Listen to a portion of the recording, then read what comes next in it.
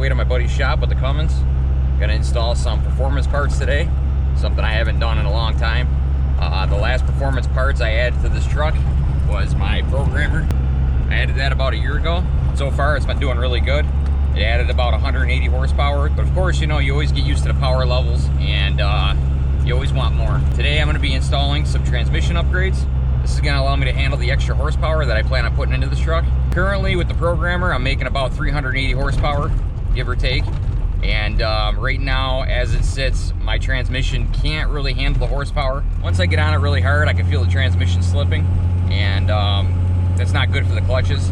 Transmission, as far as I know it, is stock. It was recently rebuilt before I bought the truck, so that's a plus. My plan is to get this thing up to 500 horsepower, and to do that, I'm also going to be installing a set of 150 horsepower injectors. So that's going to add another 150 horsepower on top of the 350 to 380 horsepower I already have. So what I did was I got some performance parts, custom built for this transmission so that it can handle 500 horsepower. And that should allow the transmission to handle the power without slipping, and it should make it a lot more reliable as well. So once I get to the shop here, I'll show you guys a little bit more in detail of what I got for the truck. I'll show you guys a close-up of each part and what it does, and we'll get to installing.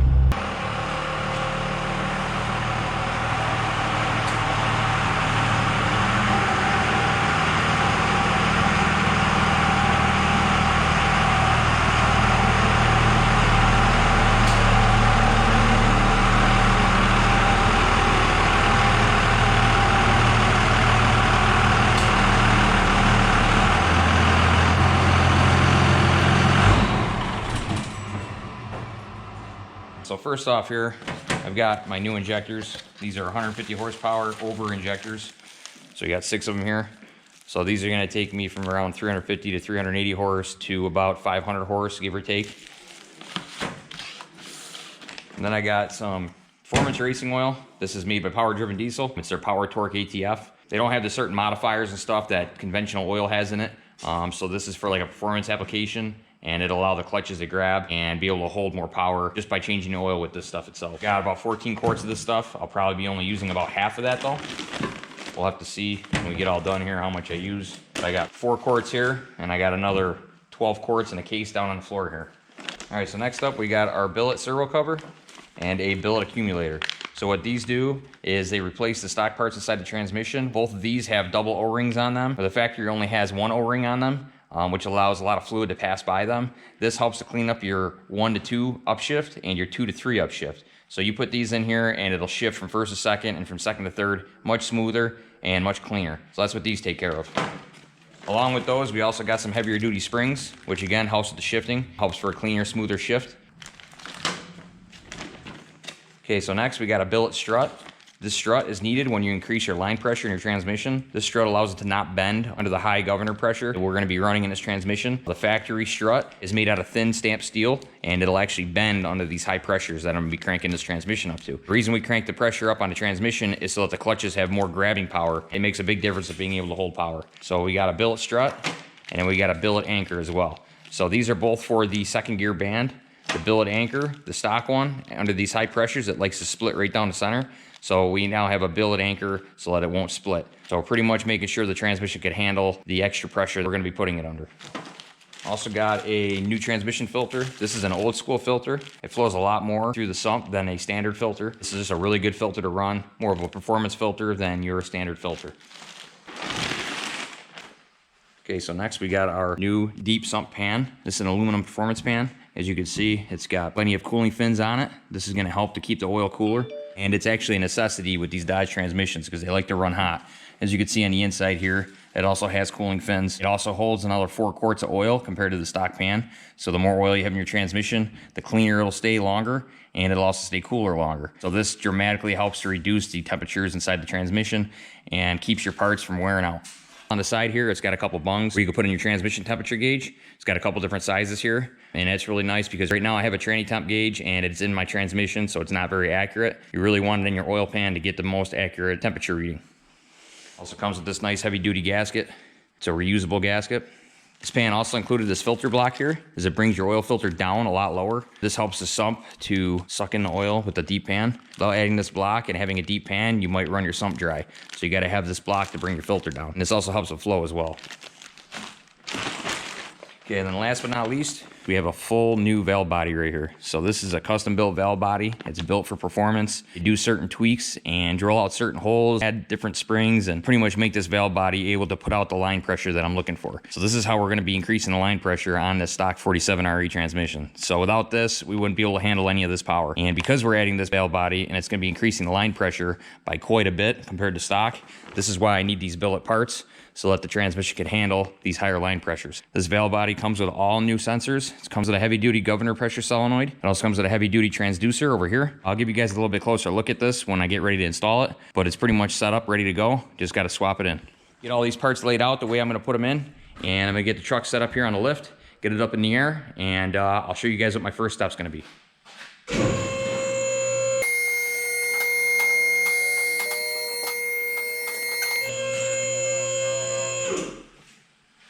All right, guys, so we got the truck up in the air. One thing I didn't mention is I'm probably not gonna be doing the injectors in this video. This is gonna be a part one. This part one here, I'm just gonna be doing the transmission upgrades, and then in part two, I'll do the injector install. That way I can keep it on 2 separate videos, so if anyone's searching how to do this stuff, it'll make it a little bit easier just to have it broken down in 2 videos. So first thing I'm gonna get started with here is removing this training pan. So we're just gonna zip off all these bolts here, get this pan dropped down, get it draining, and let it drip for a little while because we don't want this shit running all over our heads. So we're gonna get that done, and I'll get right back with you guys as soon as the pan's down. Okay, so I'm gonna go ahead and zip out these training pan bolts. These are a 13mm or a 1/2 inch. I'm gonna leave a couple of them in so I can slowly drain this without pulling the whole pan off at once, because there is no drain plug in this pan. That aluminum one will have a drain plug in it. Makes servicing these things a lot easier. Why Christ I didn't put a drain plug in this pan is beyond me.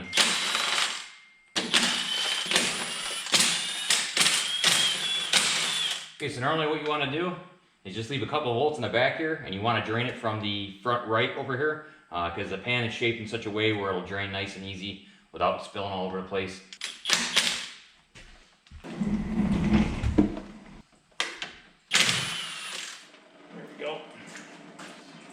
I'm glad how clean this looks. It doesn't really, I mean, it smells burnt, but not that bad. Yeah. It doesn't smell like it's fucking smoked or anything. I wish you would have fucking put a fucking plug in it. Or that too, yeah. Stupid, dude. They're like the only ones that didn't put a plug in it. Chevy does it. All right, guys, so we got the transmission pan off. Got it all dripping down here now so we can get that excess fluid off of there before we start working underneath it. So our next step here is gonna be to remove the filter, and then we're gonna be taking this entire valve body out. As I showed you before, I have a whole new valve body with all new electronics that's going in this, because the electronics are another thing that fails often on these. So all this is gonna be brand new. I'm gonna get the filter off and the valve body out of here, and I'll show you guys the next step here. One thing real quick, I wanna show you inside my transmission pan. This is one of the reasons I wanted to get a new pan, is for one, these don't have a drain plug on it, which is terrible, because anytime you want to service it, you got to drop the entire pan. The paint on the inside is actually flaking off. See it here? It's flaking off all along the edges, and there's actually flakes of paint inside of the pan here. So I've had paint chips from the pan floating around in my transmission, so that's super bad for the transmission. The inside here looked good where the magnet was and everything. Not a bunch of clutch material, no big chunks or pieces, so I feel pretty confident that my transmission's not hurt. So I'll get all this stuff cleaned up and get that new oil pan installed. But I'm really glad I opted for the deep aluminum pan, because if I would have seen this, I definitely wouldn't have been putting this old pan back on anyway. So just want to show you guys that, something to look out for. All right, guys, I'll be back with you. All right, guys, so right now where we're at, got all 10 bolts out of the valve body. So now we got the valve body just basically hanging on one bolt. We were letting it drain, because believe it or not, we got about another 2 quarts out of it once I loosened up the valve body from all the fluid sitting above it, and everything that was inside of it probably came out as well. So how we got to this point was, before you remove the valve body here, you want to come up alongside, just on the driver's side, and you got to take off the TV cable, and you also got to take off the park lever. And once you get the park lever off, TV cable off, you want to pull out your neutral safety switch, which you'll see that open hole right there. That's where the neutral safety switch was. So you want to unplug that and pull that out. And then you just got one 8-pin connector that runs the valve body electronics, and that is directly above where that neutral safety switch would be. So once you unplug all that and you get your lever off for your gear selector, then you're all set to pull your valve body out. So it's just 10 bolts. You got 3 on each side of the valve body, and then on the one end of the valve body, you got another 4. So 10 bolts in total, pull them down, and this valve body will slide right out. Now, one thing to keep in mind, there is a park rod that goes towards the tail shaft of the transmission. So when you pull this out, you'll want to be gentle, kind of jiggle it down, and then once you got it down far enough, you'll want to pull it forward so that park rod can come out with the valve body. From there, you're just gonna take a few things and swap them over to your new valve body. But once I get this thing on the bench, I'll show you guys exactly what I'm gonna do from there. All right, guys, so we got the valve body out, as you can see here. Valve body is laying here in the tray. The one tricky part about pulling this out, like I was saying before, is this park rod here. So once you start to drop the valve body down, you'll want to get your hand up top and push down on this 7-pin connector, because this goes through the case. So you want to break these little rubber O-rings. You want to break the seal on them. So you want to kind of push down from the top as you're pulling the valve body down from the bottom. So you want to push down on that, and you also want to push down on that rod right there for your park lever. So that kind of helps the valve body down without breaking anything. Once you've got these two things here broken loose, you can kind of wiggle it around and shift the whole valve body forward, which will pull this entire rod out of the tail shaft. It'll just come right out with the valve body. So now what we need to do is get this park lever pulled off of the valve body, as well as the park rod, and we'll be transferring that over to the new valve body. Aside from that, the whole valve body is pre-built and it's got all the electronics in it, and we'll just be slapping it back up inside the transmission. But before we do that, we have to install those billet parts I showed you earlier. So the billet accumulator is gonna go right here with the new spring. It's got a higher tension spring that's gonna go on it. So that's gonna go in this bore here. We already took out the old one, which I'll show you that before we put them in. But it's a plastic piece that came out of it. We're gonna be putting a billet one in. And then we have to loosen up our second gear band, which is this band right here. And once we loosen this up, we'll be able to take out this stock strut right here, which is just a thin piece of metal, because if we don't remove this and install that billet piece I showed you guys earlier, this piece will bend under the high line pressure that we're gonna be adding with this valve body. Same thing with this little piece right here. This little wedge right here will end up splitting if you don't replace it with billet. Lastly, we have a billet servo cover, which is this guy right here. So once we loosen this band up, we'll be able to get these pieces out of here, and this lever will flip open. And then once we do that, we can pull out this servo cover and install the new billet servo cover. So I'm really pleased with the way this transmission looks. Everything looks really clean. The second gear band was definitely out of adjustment, pretty loose. So we're gonna tighten that up. We're obviously gonna adjust both the second gear and reverse hands while we're under here. And that way, when I get everything back together, this train should shift as good as new. So let me get this valve body on the bench and get everything else set up here, and I'll let you guys know when we're on the next step. All right, guys, so it's now the next day. We're about to pull the valve body down on the ground there, and I was going to show you guys what I had to transfer over from the old valve body to the new one. And before we did that, we ended up loosening up the band adjustment, which you can see there's this bolt right there on the left that pushes on this band strut. We loosened that up to take out this strut right here, and then this anchor right over here. And when we did that, we were able to look at the band to see what kind of shape it was in, and the clutch material was almost gone on it. It was pretty much down to the rivets. You know, we caught it just in time, but that put us a day behind, because today I had to go out first thing, go to a Chrysler dealer and find a new band. And luckily I was able to find a nice upgraded heavy duty band. And luckily, you're supposed to actually drop the transmission and take it all apart to put this band in, but we were able to sneak it up and around the drum and fish it up through there, and we were able to get it back in place without having to take the whole tranny out and rebuild it. So we got a brand new heavy duty band in here. It's an upgraded band, so I'm really happy we found that. And we started moving on to the next steps that we're gonna be moving on to. So what we did once I got the new band in is I replaced this anchor here. This was the stock one, this thin little piece of stamped steel.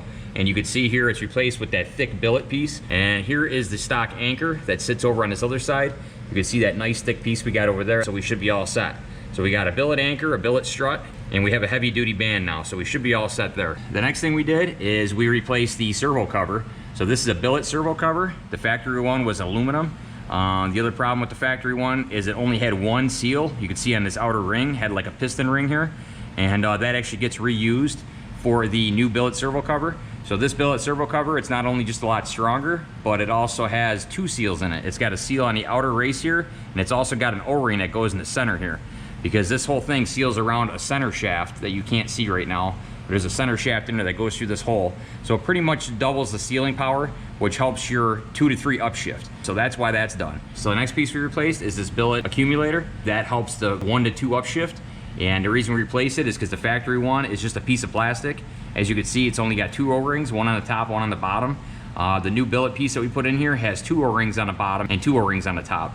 So that allows for double the sealing power yet again. And we also installed a heavier duty spring that goes in on top of it between the valve body and the accumulator. And that's gonna help with the shift as well. Also with that servo cover, we have a heavier duty spring that we add along with the factory spring, so that also firms up that shift. So that's where we're at right now. We got all that stuff installed. This stuff is really easy. There's just a C-clip here that you pull out. This thing drops right out of there. You press it back up into there, you put the C-clip in. This accumulator, it just rests up in there. So you can just pull this old one out, slide a new one in, And then before you install your new valve body, you'll stick this on top, and then this goes up in between the valve body and the accumulator. So where we're at now is we've got the new valve body here pulled out of the packaging. The only thing we had to switch over was this park rod here. So this park rod, it just has a C-clip on one side with a stud that goes through.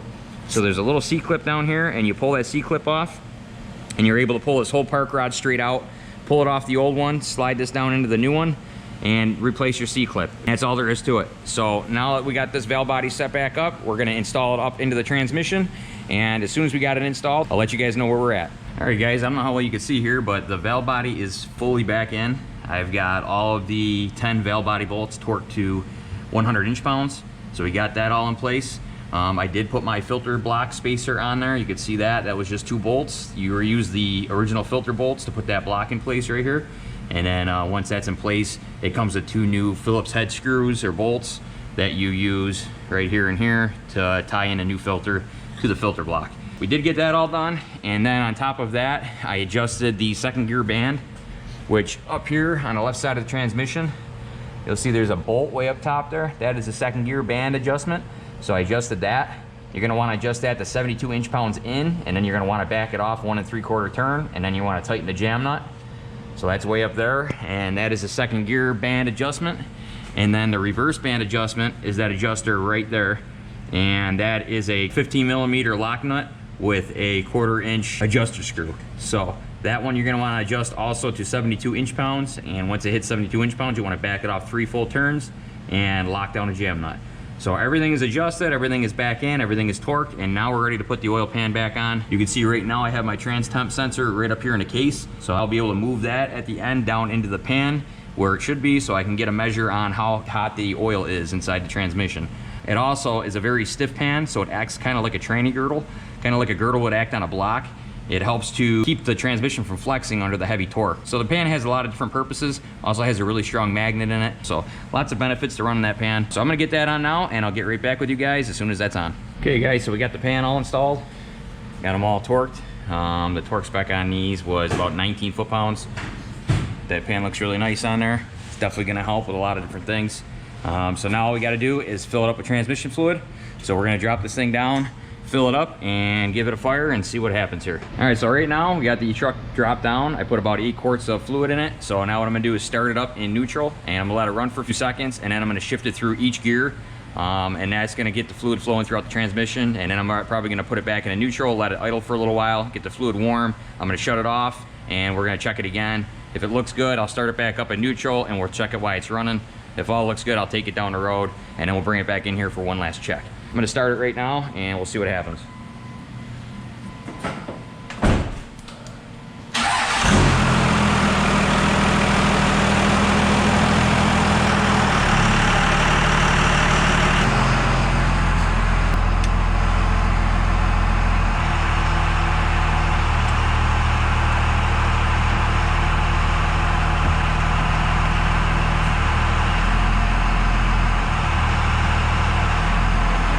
So right now we got it neutral. He's gonna do a quick fluid check just to see where we're at while it's running. I'm sure we're gonna have to add quite a bit more fluid here with that deep pan. So he's checking it now.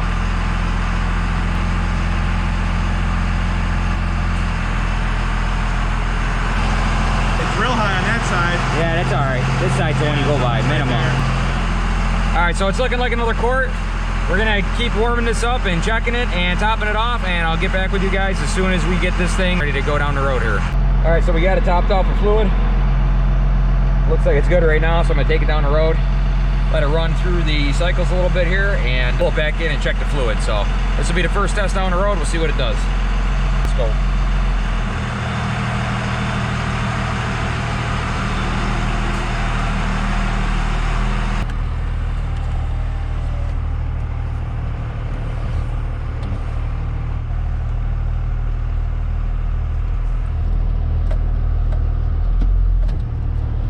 Definitely hits harder now.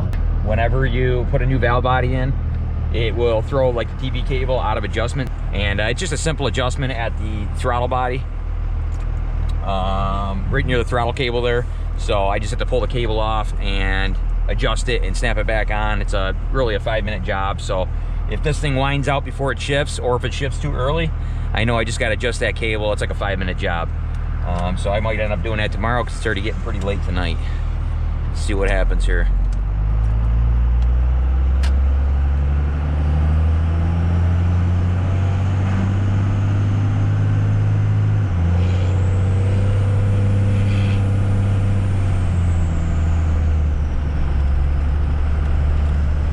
Okay, so it seems to shift great so far. It's in overdrive right now, going about 40 miles an hour. Turn around up here and see what happens. I'm sure that fluid's gonna take a little bit too to get in all the orifices and get pushed around there. See if I can swing up here. There's a police station up here, so I really don't want to turn around here because my exhaust is a little bit loud. Turn around here to the next light. So far it seems to be downshifting just fine. It's back into first gear right now. It's a good sign.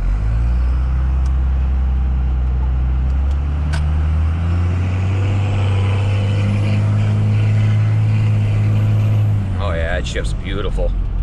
Definitely better than it's ever shifted before. So what they told me was when I bought this, they said you're gonna feel every shift.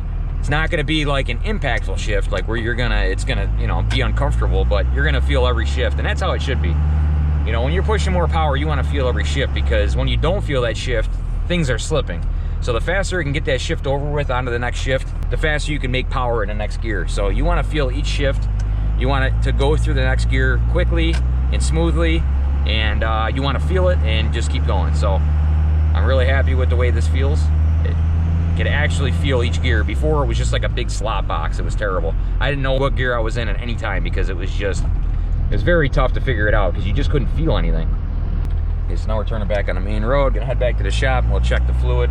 Should be warmed up. My transmission temperature is about at 100 degrees now, so we should have a good accurate reading on the dipstick.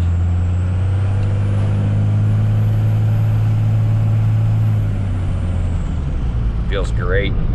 See, I just leaned into it a little bit there. If I would have done that before, my transmission would have been slipping. I just leaned into it just now and it took right off. So that's exactly what I was trying to fix. And my transmission should be a lot more reliable now. No doubt about it. Feels like my TV cable is okay. I don't have to adjust it because my RPMs are perfect when it shifts, so I should be all set there. They said only about 20% of people have to adjust the TV cable after the fact, so I'm really glad I was one of those 80%. So we're gonna pull back in the shop here now. We're gonna check the fluid, and if all is good, we're gonna go ahead and drive on home. So I hope you guys enjoyed the video. I'm sorry it's got to end like this. I'm also sorry I wasn't able to show you guys a little bit more detail. It was very tough. It was a very messy job, as you know any transmission job is. Ran into a couple issues along the way with the band there being bad and having to find a new band the next day. So it kind of put me behind. I just needed to get this thing done because it's my only vehicle. So hope you guys enjoyed the video, and as always, like and subscribe, and we'll see you guys in the next one.